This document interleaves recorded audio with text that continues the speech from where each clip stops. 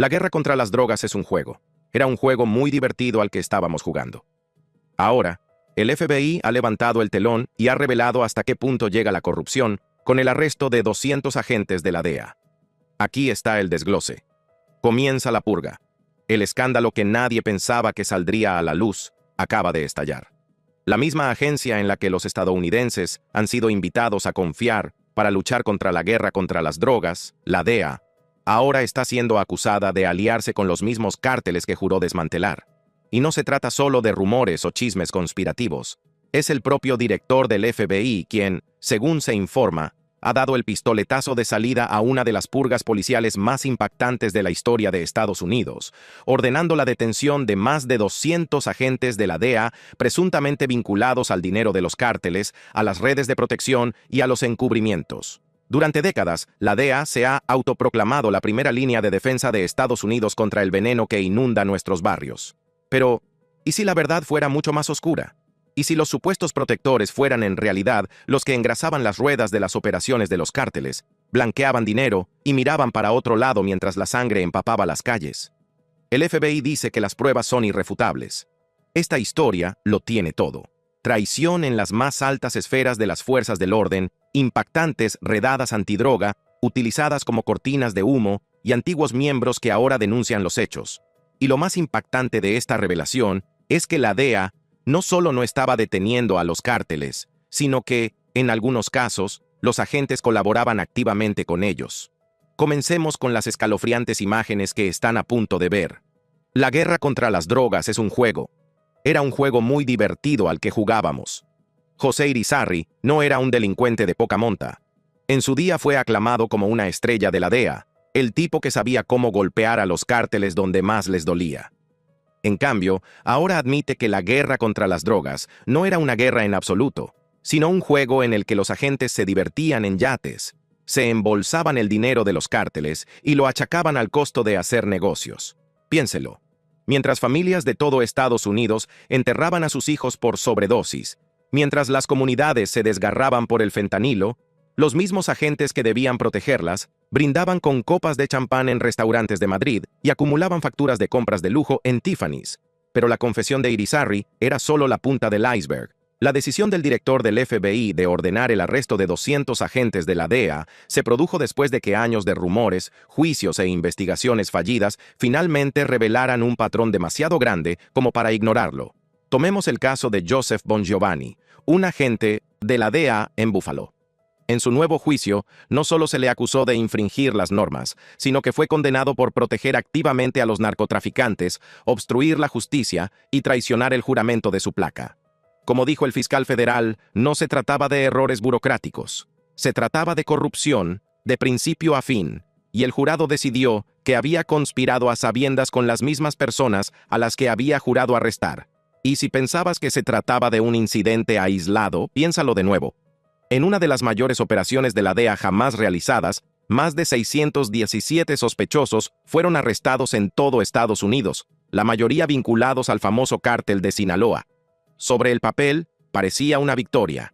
Se incautaron más de 480 kilogramos de fentanilo, miles de pastillas falsificadas, millones en efectivo y armas de uso militar. Pero entre bastidores, la pregunta que atormentaba a las agencias federales era la siguiente. ¿Cómo se infiltró el cártel tan profundamente, de forma tan descarada, a menos que tuviera aliados con insignias? Aún más inquietante era que algunos de estos casos relacionados con el cártel mostraban huellas de la DEA no solo en operaciones encubiertas, sino en lo que los antiguos fiscales denominaban mirar hacia otro lado. Según se informa, el FBI rastreó los flujos de dinero del cártel a través de canales que la DEA debía estar vigilando. En cambio, los agentes supuestamente utilizaron las mismas operaciones como fondos ilícitos personales. Detengámonos en eso. Agentes federales blanqueando dinero del cártel, quedándose con su parte y luego vendiéndolo al público estadounidense como prueba de progreso. Las grietas en la armadura de la DEA se hicieron imposibles de ocultar cuando las fuerzas del orden locales comenzaron a notar patrones. En Nueva Inglaterra, 171 miembros del cártel fueron arrestados después de que media tonelada de drogas inundara la región, con pastillas falsas de Adderall y fentanilo entregadas directamente en las puertas de las casas a través de aplicaciones como Uber y FedEx. La DEA se jactó del éxito, Pero incluso su propio agente especial admitió que el cártel estaba tan seguro de sí mismo que estampó su nombre en las pastillas. Eso no era miedo, era arrogancia. Era un cártel que operaba como si supiera que alguien dentro del sistema lo respaldaba. Y la misma estrategia se repitió en Kentucky, Tennessee y Virginia Occidental, donde 51 personas fueron detenidas, se incautaron casi 9,000 pastillas y los agentes de la DEA confirmaron que hasta el 95% de las drogas de la región procedían de los cárteles de Sinaloa y Jalisco. Esa cifra es asombrosa.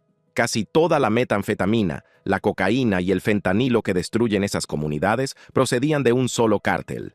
Y, sin embargo, a pesar de las redadas organizadas, el flujo nunca se ralentizó realmente. ¿Por qué? Porque los zorros vigilaban el gallinero. Por eso es importante la purga del director del FBI. Durante años, los casos de corrupción de la DEA se trataron como escándalos aislados. Un agente deshonesto aquí, una manzana podrida allá. Pero la investigación que se llevó a cabo hizo imposible seguir calificándolos de anomalías. Desde Buffalo hasta Miami y Washington, D.C., las huellas del compromiso estaban por todas partes. Se le dijo al público que los agentes de la DEA eran héroes. El FBI ahora dice que muchos eran en realidad cómplices. Y aquí está el cliffhanger de lo que vendrá después. Los documentos que llevaron a la decisión del director conectan, según se informa, los sobornos de los cárteles directamente con las oficinas locales de la DEA en todo Estados Unidos. Eso significa que el escándalo no se limita a individuos corruptos. Se trata de una institución infiltrada, corrompida y utilizada como arma contra el mismo público que juró proteger. El desmoronamiento de la credibilidad de la DEA no ocurrió de la noche a la mañana. Durante años, los críticos argumentaron que la agencia medía su éxito en estadísticas en lugar de en avances reales. El número de arrestos, los kilos incautados, el dinero apilado en las mesas para las conferencias de prensa. Ese era el marcador de la DEA. Y, como admitió abiertamente José Irizarry, esas cifras no tenían que ver con la protección de las comunidades, tenían que ver con mantener las apariencias. El público veía imágenes de montañas de cocaína y fentanilo desfilando ante las cámaras, pero lo que no veía era la otra cara de la operación. Los miembros de la DEA haciendo tratos con los traficantes, desviando el dinero de los cárteles y convirtiendo las operaciones policiales en su patio de recreo personal. Irizarry lo calificó de juego muy divertido. Divertido para los agentes, tal vez, pero catastrófico para los millones de familias que sufren las consecuencias. Piénselo. Una madre en Ohio pierde a su hijo por una pastilla falsificada mezclada con fentanilo. Un padre en Virginia Occidental ve cómo su hija se derrumba por su adicción a la metanfetamina. Y mientras esas familias lloraban su pérdida, los agentes de la DEA estaban tomando cócteles en Europa, justificando falsas reuniones de coordinación para financiar lujosas vacaciones. La ironía no podía ser más evidente.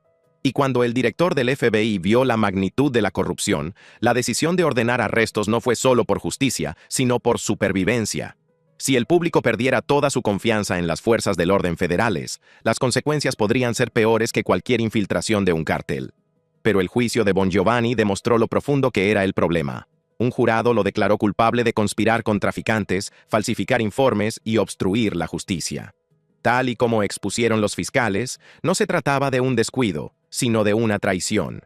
Y lo que lo hizo tan perjudicial no fue solo que Bongiovanni se rebelara, sino que se saliera con la suya durante años. Durante el testimonio del juicio, incluso los fiscales admitieron que varios agentes de la DEA fueron objeto de cartas de investigación, sospechosos de corrupción tan grave que ni siquiera se podía confiar en ellos en el estrado. No se trata de una manzana podrida, sino de un árbol envenenado, y las cifras hablan por sí solas. Cuando la DEA llevó a cabo su llamada ofensiva contra el cártel de Sinaloa, se atribuyó el éxito alardeando de 617 detenciones en solo una semana, 11 millones de dólares incautados y miles de kilos de narcóticos retirados de las calles. Sin embargo, al mismo tiempo, los funcionarios admitieron que el cártel seguía controlando corredores enteros de tráfico hacia Estados Unidos, bombeando fentanilo y metanfetamina a través de las fronteras estatales como una cinta transportadora sin fin. Era casi como si la DEA necesitara que el cártel siguiera vivo. Sin el flujo de drogas, sin las incautaciones interminables, la agencia no podía justificar sus enormes presupuestos ni seguir alimentando la ilusión de progreso. Y esa ilusión tuvo un costo terrible. Tomemos como ejemplo la redada de Nueva Inglaterra. Los agentes se jactaron de haber incautado 500 libras de metanfetamina y fentanilo, pero admitieron discretamente que el cártel vendía pastillas falsas en las redes sociales, aceptaba pagos a través de aplicaciones como Uber y FedEx, y entregaba veneno directamente en los hogares estadounidenses. Puede que Massachusetts haya sido más seguro por un día, como dijo un agente, pero el cártel no se detuvo. Simplemente se reabasteció. Reproducir vídeo desde 0.000.06. El cártel también está suprimiendo las pastillas de metanfetamina, y estas se parecen a una pastilla de Adderall. Mientras tanto, en Kentucky, Virginia Occidental y Tennessee, otras 51 detenciones apenas tuvieron efecto, a pesar de que los agentes admitieron que el 95% de las drogas de la región procedían de los cárteles de Sinaloa y Jalisco. ¿Se dan cuenta de lo condenatorio que es eso? Casi todas las pastillas, todas las piedras, todas las bolsas que destruyen familias en esos estados se remontan a una red de cárteles. Y la DEA, con todos sus recursos, no pudo, o no quiso, detenerlo. Así que cuando el director del FBI supuestamente intervino, no se trataba solo de encerrar a los agentes corruptos. Se trataba de reconocer una verdad demasiado explosiva para que la DEA la admitiera públicamente. La agencia se había visto comprometida. Los cárteles no solo los burlaron, sino que se infiltraron en ellos. Y aquí es donde la hipocresía es más profunda. Mientras los comunicados de prensa de la DEA pintaban a los líderes de los cárteles como terroristas y los políticos prometían acabar con el flagelo del fentanilo dentro de la misma agencia encargada de esa misión, los agentes aceptaban sobornos, hacían tratos y trataban la guerra contra las drogas como un acuerdo comercial. Como dijo Irizarry, los mejores informantes eran los que jugaban en ambos bandos. ¿Y adivinen qué? Los agentes también. Por eso la purga del FBI no es solo un escándalo, es un ajuste de cuentas. Durante décadas, a los estadounidenses se les dijo que creyeran que la DEA luchaba por ellos. Ahora se ha corrido el telón, y lo que vemos no es una guerra, es un mercado en el que se comercia con vidas a cambio de ganancias, corrupción y poder. Y la prueba más condenatoria, según las fuentes, aún está por llegar. Los archivos que relacionan los pagos de los cárteles directamente con las oficinas locales de la DEA en todo Estados Unidos. Oficinas locales en Nueva Inglaterra, en Kentucky, en Miami, en Los Ángeles. Los mismos lugares donde los agentes posaban orgullosos con las drogas incautadas, ahora son sospechosos de ser cómplices al permitir el paso del siguiente envío. Ahí es donde dejamos la primera parte. La purga del director del FBI no ha hecho más que empezar. La pregunta ahora no es cuántos agentes de la DEA eran corruptos, sino cuántos más serán descubiertos cuando llegue la próxima ola de arrestos. El núcleo podrido al descubierto. Los arrestos de más de 200 agentes de la DEA causaron conmoción en Washington, pero las repercusiones no se limitaron a los comunicados de prensa o los testimonios en los tribunales. Arrancaron la máscara de una institución que durante décadas había estado protegida por el secreto y el mito. De repente, la decisión del director del FBI no se trataba solo de corrupción, sino de exponer una verdad incómoda. La llamada guerra contra las drogas de Estados Unidos puede haber sido siempre una guerra basada en mentiras. Empecemos por lo que ya han admitido antiguos miembros de la DEA. Las revelaciones de José Irizarry no solo eran escandalosas, sino que eran sistémicas. Cuando describió al Equipo América, una banda de agentes de la DEA que vivían como estrellas de rock, gracias a las ganancias de los cárteles, estaba insinuando algo mucho más oscuro, que la corrupción estaba arraigada, normalizada y protegida. Y los fiscales también lo sabían. Durante el juicio a Bon Giovanni, los miembros del jurado escucharon cómo conspiró activamente con los traficantes, falsificó informes y obstruyó la justicia. No se trataba de un agente que cedía ante la presión, sino de un agente que creía que podía salirse con la suya porque el sistema le respaldaba. Y durante años tuvo razón. Según las fuentes, lo que descubrió el FBI fue que Bon Giovanni no estaba solo. Otros agentes recibieron cartas de acusación en las que se les acusaba discretamente de corrupción tan grave que los fiscales se negaron a llamarlos a declarar como testigos. Cuando el público oye hablar de un agente deshonesto, espera que prevalezca la justicia y se restablezca el orden. Pero en este caso, el problema no eran solo unos pocos deshonestos, sino toda una cultura de complicidad. Mientras tanto, las oficinas locales de la DEA seguían pregonando su éxito.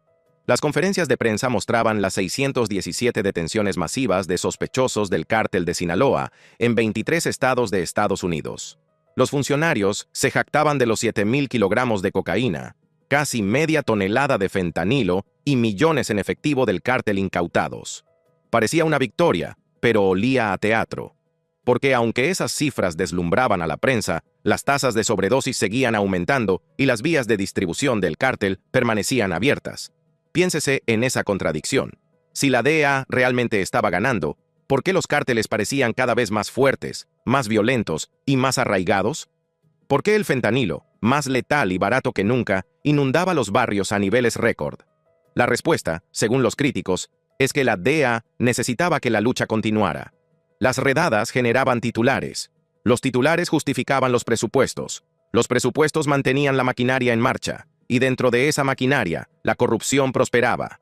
La purga del FBI fue el golpe más duro a esta ilusión. Al admitir públicamente que los agentes de la DEA tenían vínculos directos con los cárteles, el director destrozó la narrativa de una guerra noble y la reformuló como algo más parecido a una asociación comercial. De repente, los estadounidenses se vieron obligados a preguntarse, ¿la DEA realmente nos protegía o protegía sus propios intereses? El escándalo también llegó al Congreso. Los legisladores que durante mucho tiempo habían aprobado sin más la financiación de la DEA, se enfrentaban ahora a exigencias de rendición de cuentas. ¿Por qué habían desaparecido los informes anuales sobre operaciones encubiertas desde 2006? ¿Por qué las auditorías internas habían señalado conductas indebidas sin consecuencias? Y lo más importante, ¿cuánto sabían los dirigentes y cuándo? Peor aún, la infiltración no se limitaba a los agentes de base. Según los denunciantes, los altos funcionarios hacían la vista gorda ante señales de alerta evidentes, viajes justificados con falsas reuniones de coordinación, informes de gastos extravagantes, operaciones que blanqueaban dinero de los cárteles sin una supervisión real. Cuando los investigadores del FBI rastrearon estos patrones, quedó claro que la corrupción no era periférica, era institucional. La pregunta que se plantea ahora no es si los agentes de la DEA aceptaron sobornos o hicieron tratos, eso ya está demostrado. La pregunta es si la propia DEA puede seguir funcionando como una agencia legítima. ¿Cómo se reconstruye la confianza pública después de descubrir que la primera línea de la guerra contra las drogas en Estados Unidos ha estado comprometida durante años? Y aquí está la cruda realidad. Es posible que ni siquiera los propios cárteles se sorprendan. Durante décadas, grupos como el cártel de Sinaloa prosperaron no solo por la violencia o el dinero, sino por su capacidad para comprar lealtad donde más importaba: la policía local en México, los políticos en Sinaloa. Ahora, según la investigación del FBI, los agentes de la DEA en Estados Unidos. La estrategia es sencilla: sobornar a quienes pueden hacer invisibles tus envíos, pagar a quienes pueden desviar las investigaciones, comprometer a quienes pueden cerrar los casos antes de que empiecen. Y una vez que has comprado suficiente silencio, no solo traficar con drogas, sino también con poder. Eso es exactamente lo que ocurrió en Massachusetts. Los traficantes del cártel ya no se escondían, estampaban descaradamente Sinaloa en pastillas falsificadas e inundaban las calles a través de los principales servicios de reparto. ¿Por qué no iban a hacerlo? Operaban con la confianza de una organización que sabía que sus proveedores tenían protección. Y la protección tenía un costo que no era solo económico. Se medía en vidas. Cada pastilla disfrazada de Adderall, cada gramo de metanfetamina enviado en un cargamento falso, cada onza de fentanilo dejada en una puerta. No eran solo drogas, eran armas de destrucción masiva dirigidas directamente a las comunidades estadounidenses. Y la DEA, la agencia encargada de detenerlo, supuestamente estaba lo suficientemente comprometida como para permitir que sucediera. Ahora, el arresto de 200 agentes se considera el mayor escándalo policial desde los días de J. Edgar Hoover. Excepto que esta vez no se trata de espiar a políticos o llevar archivos secretos. Se trata de la colusión con criminales transnacionales, los mismos narcoterroristas que Estados Unidos se pasó décadas prometiendo destruir. Y las consecuencias apenas están comenzando. Las familias de las víctimas de sobredosis ya están pidiendo demandas. Los políticos exigen audiencias en el Congreso. Y, según se informa, el director del FBI se está preparando para publicar documentos que muestran lo profundos que eran los vínculos entre la DEA y los cárteles. El contenido de esos documentos podría determinar el futuro de la propia DEA. ¿Se trataba de redes aisladas de corrupción o toda la agencia estaba comprometida de forma irreparable? La ofensiva del director del FBI también reavivó un acalorado debate sobre si la guerra contra las drogas estaba destinada a ganarse o si estaba diseñada para ser interminable. La DEA siempre prosperó gracias a la escalada: incautaciones más grandes, arrestos más importantes, presupuestos más elevados. Pero el arresto de 200 de sus propios agentes demostró que la escalada no era una victoria. Era una adicción, una adicción a la guerra en sí misma. José Irizarry lo describió sin rodeos. La DEA jugaba por las cifras. Incautar más dinero en efectivo. Blanquear más dinero de los cárteles. Acumular arrestos que pudieran exhibirse ante los medios de comunicación. A puerta cerrada, los agentes se embolsaban beneficios mientras se disparaban las muertes por sobredosis. Y la purga del director del FBI dejó al descubierto que no se trataba de un fallo del sistema, sino del sistema en sí. Incluso las llamadas victorias parecían vacías en retrospectiva. ¿Recuerdan la gran operación de Nueva Inglaterra en la que se arrestó a 171 miembros del cártel? Las autoridades dijeron que Massachusetts era más segura por un día. Pero un día después, el tráfico se reanudó. ¿Por qué? Porque el cártel sabía cómo adaptarse, y según los investigadores, es posible que tuviera aliados que le proporcionaban información desde dentro de la DEA, o la redada en 3 estados, Kentucky, Tennessee y Virginia Occidental. 51 detenciones, casi 9,000 pastillas incautadas, docenas de armas retiradas de las calles. Pero el agente especial a cargo admitió al mismo tiempo que el 95% de las drogas de la región seguían procediendo de los cárteles. La purga del director del FBI reveló el motivo. Muchas de las personas encargadas de detener el tráfico de drogas estaban, de hecho, comprometidas. Y luego estuvo la ofensiva de la DEA a nivel nacional, promocionada como una de las mayores redadas de la historia. Más de 600 sospechosos esposados, 11 millones de dólares en efectivo incautados y el propio El Mayo condenado. Sobre el papel, fue un triunfo único en una generación. Pero la investigación del FBI sugirió algo más oscuro, que mientras la DEA organizaba redadas de alto perfil, sus agentes también cerraban acuerdos secretos para garantizar que los cárteles siguieran siendo lo suficientemente rentables como para mantener vivo el juego. Esa palabra, juego, sigue apareciendo. Y para las familias que entierran a sus seres queridos, para las comunidades que se ahogan en fentanilo, no hay nada lúdico en ello. Cada sobredosis, cada golpe violento ordenado por un jefe de cartel, cada niño envenenado por una pastilla falsificada se convirtió en daño colateral en una guerra que nunca se diseñó para terminar. La purga del director del FBI también sembró el miedo en los pasillos del poder. Porque si los agentes de la DEA estaban dispuestos a vender su juramento por dinero, ¿qué pasaba con los políticos que los financiaban? Los líderes del Congreso están ahora bajo escrutinio por lo que sabían sobre los fallos de la DEA y por qué permitieron que la agencia operara con tan poca supervisión.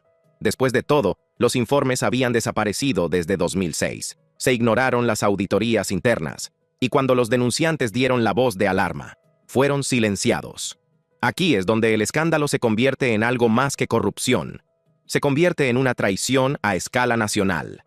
El pueblo estadounidense no solo fue engañado por unos pocos agentes deshonestos, fue engañado por todo un aparato que exigía confianza mientras colaboraba en secreto con los delincuentes. Y la decisión del director del FBI de ordenar detenciones no fue solo una maniobra legal. Fue una declaración simbólica. La DEA ya no puede vigilarse a sí misma. Pero la pregunta sigue siendo, ¿qué pasa ahora? ¿Se puede salvar la DEA o es demasiado tarde?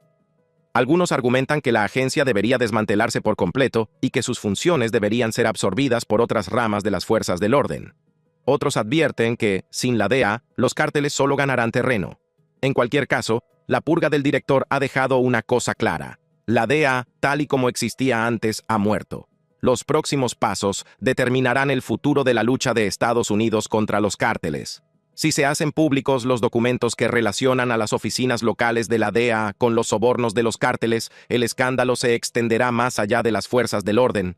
Se darán a conocer nombres, se derrumbarán carreras, y el público se verá obligado a aceptar la horrible verdad de que la guerra contra las drogas tenía menos que ver con la justicia y más con el control. Y aquí está el impactante detalle que desvelaremos en la tercera parte.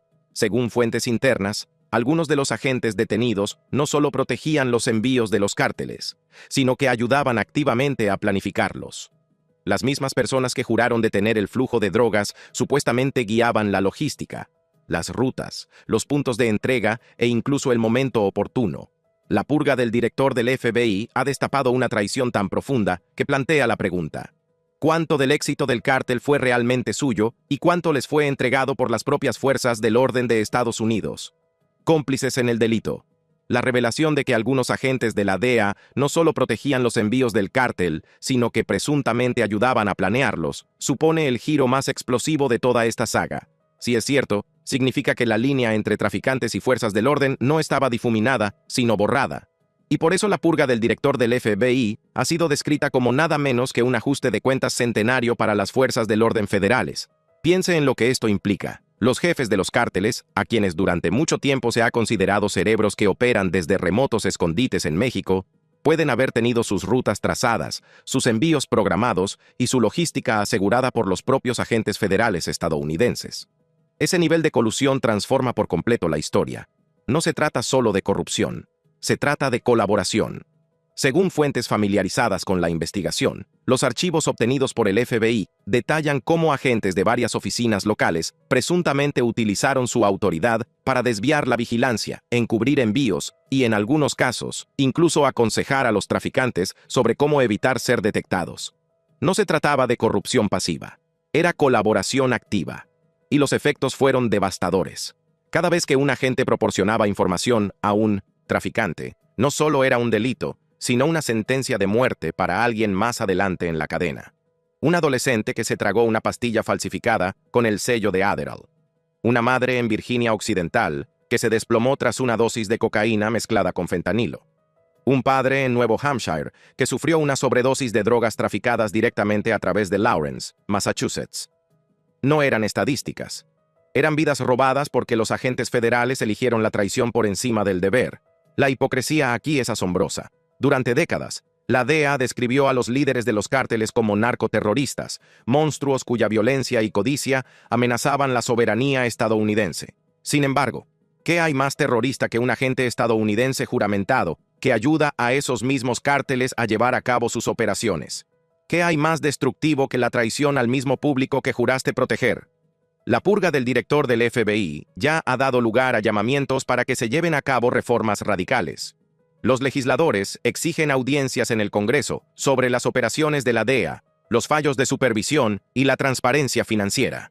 Las familias de las víctimas de sobredosis se están movilizando, no solo para obtener justicia, sino también para que se rindan cuentas.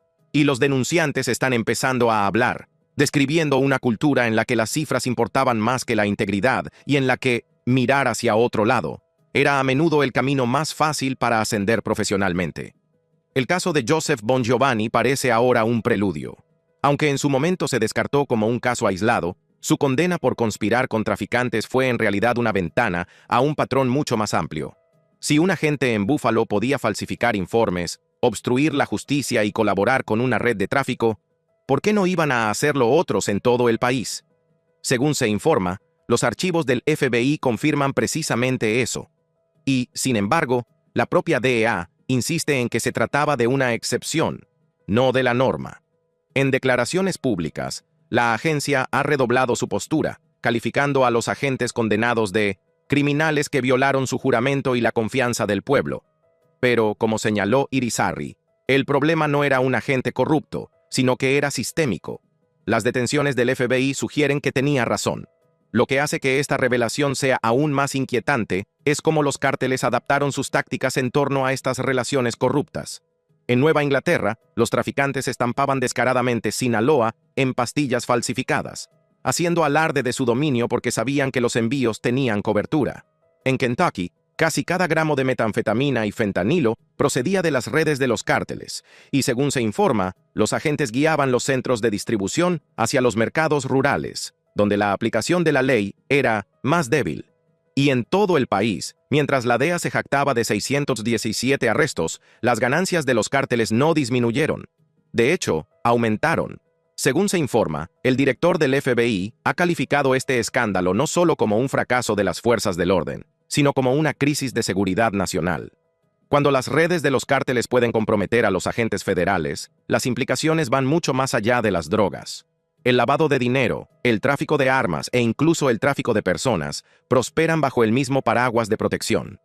Una vez que un agente se ve comprometido, no solo protege los envíos, sino todo un ecosistema delictivo. Y aquí surge la pregunta escalofriante.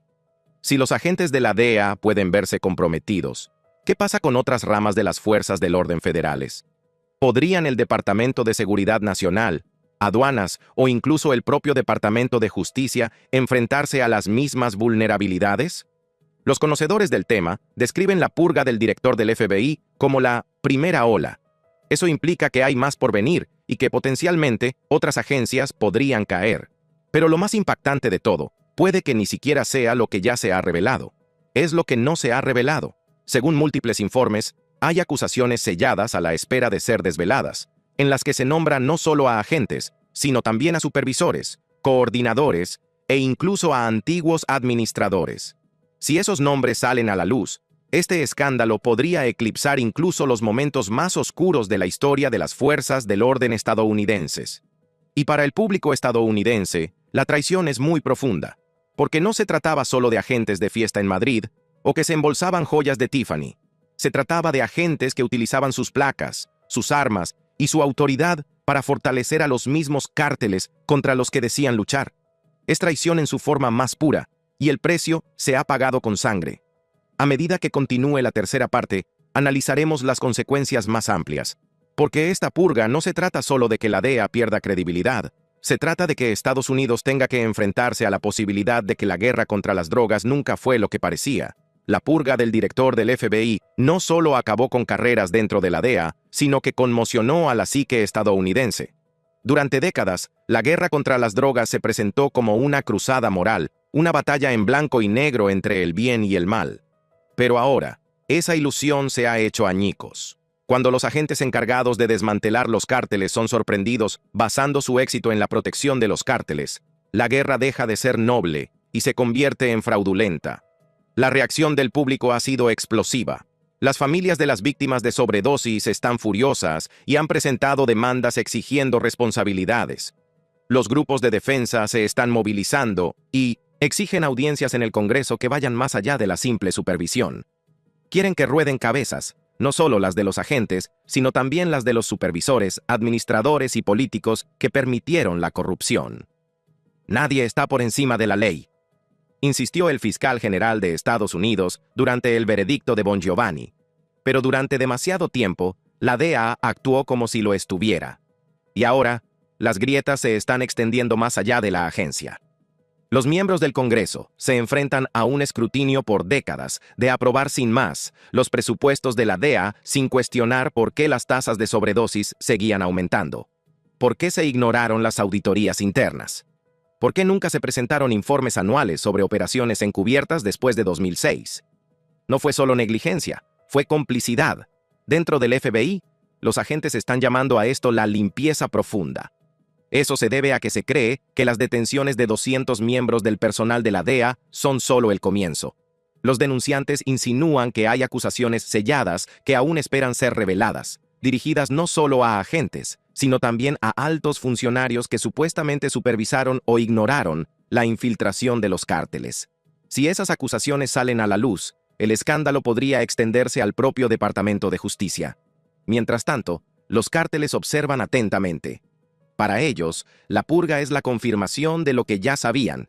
Las fuerzas del orden estadounidenses podrían estar comprometidas, al igual que en México. Sus operaciones se basaban no solo en la violencia y el dinero, sino también en comprar el silencio donde era necesario. Y ahora, gracias a los agentes de la DEA comprometidos, ese silencio se extendió al territorio estadounidense. Tomemos como ejemplo la redada de Nueva Inglaterra. Media tonelada de metanfetamina, fentanilo disfrazado de Adderall, pastillas falsas enviadas directamente a los hogares. El cártel fue lo suficientemente audaz como para estampar su nombre, Sinaloa, en las drogas. No era arrogancia, era confianza, nacida del conocimiento de que sus envíos contaban con una protección a niveles que la mayoría de los estadounidenses nunca imaginarían. O veamos la operación de Louisville, donde los agentes admitieron que el 95% de las drogas de la región procedían de los cárteles de Sinaloa y Jalisco. Esa cifra asombrosa lo dice todo. Los cárteles tenían tal control que las fuerzas del orden apenas podían hacer mella. ¿Por qué? Porque, como ahora alega el FBI, algunos de los encargados de bloquear el canal se aseguraban en secreto de que siguiera fluyendo. Las repercusiones generales son profundas. La confianza en la DEA se está derrumbando. Las voces que piden el desmantelamiento total de la agencia son cada vez más fuertes. Los críticos argumentan que sus funciones deberían integrarse en otros departamentos bajo una supervisión más estricta. Los partidarios replican que, sin la DEA, los cárteles prosperarían sin control. Pero en cualquier caso, el escándalo ha dejado un hecho indiscutible. La DEA, tal y como existía, ha llegado a su fin. Y las implicaciones van mucho más allá de las drogas. Si los agentes federales pueden confabularse con los cárteles, ¿qué impide que gobiernos extranjeros, traficantes de armas u organizaciones terroristas aprovechen las mismas vulnerabilidades?